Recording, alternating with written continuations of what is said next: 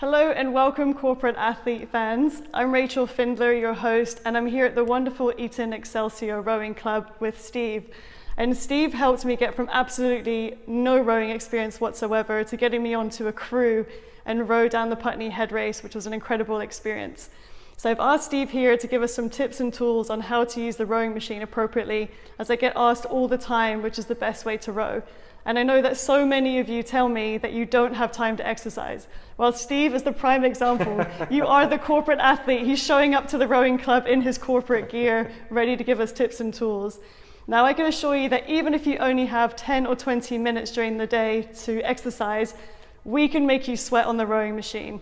And we're going to give you some times to aim for afterwards as well that you'll be able to find in the blog here. But for now, over to Steve to help us figure out how to use the rowing machine properly and get the most out of our workout. Okay, so this is a standard sort of Concept 2 PM3 machine you see on most rowing machines down the gym. Now, quite often when you're at the gym, you'll see the control on the right-hand side of the fan whacked up to 10. This isn't conducive to rowing properly. In fact, for rowing on the water, to replicate the same feeling, we're looking to have that index around about sort of 4 to 6 mark. But it varies from machine to machine depending on the resistance of the bungee cord underneath. So for those of you that haven't used a rowing machine properly before, we'll go to just row for now. So we haven't set the machine up to do any particular program. It's just displaying a set of zeros now.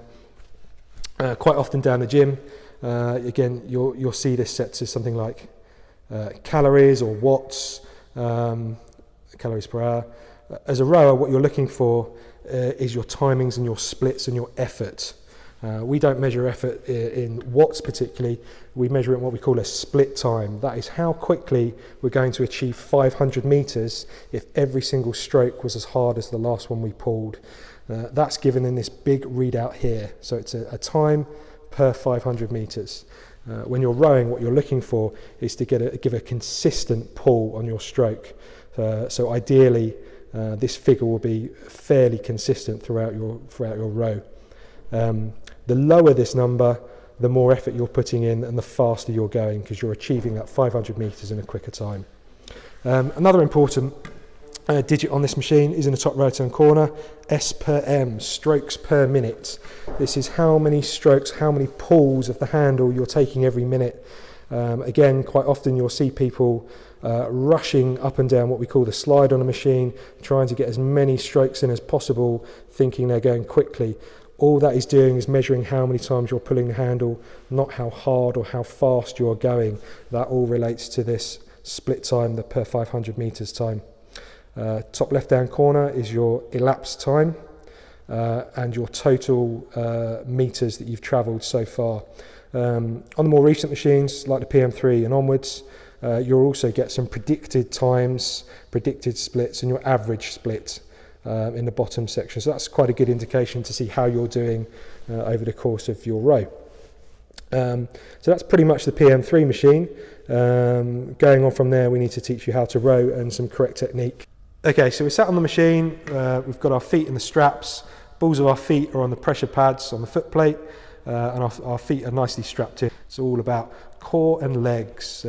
People believe that rowing's about arms, body and shoulders. It's not. They're in effect quite small muscles on the body, and what we're looking for is to engage our legs and keep our core nice and taut. We're currently sat in a backstops position. That's with our legs flat down, the handle in towards our lower ribs, with a slight lean back angle in our body. You'll notice the way that Rachel's holding the handle there. She's holding it with her fingers rather than gripping it with her thumb underneath in a fist-like fashion. What we're looking to do is replicate like a hanging motion, as if you're hanging off a trapeze, or a weightlifter would drive up with a squat.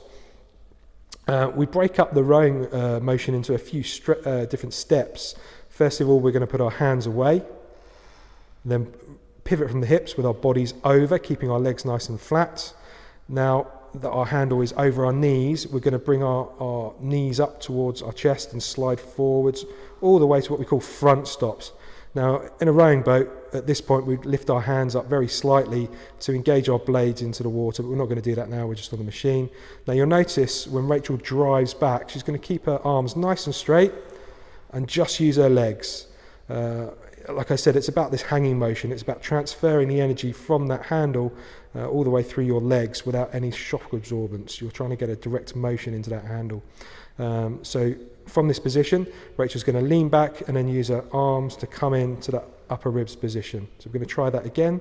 Hands away, body over, then the legs, and then drive. Now you notice as Rachel pivots, she keeps her back nice and straight. So it's all about setting your core and engaging your legs. Keep your head up, look up. You'll notice that we've set the PM3 computer slightly higher than you'll quite often see down the gym.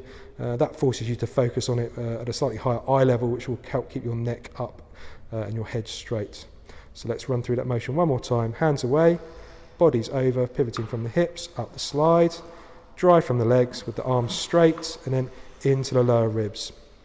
Now also you'll see down the gym people rushing up and down the slide, trying to get as many strokes in as possible, thinking this is really helping their core fitness. It's not.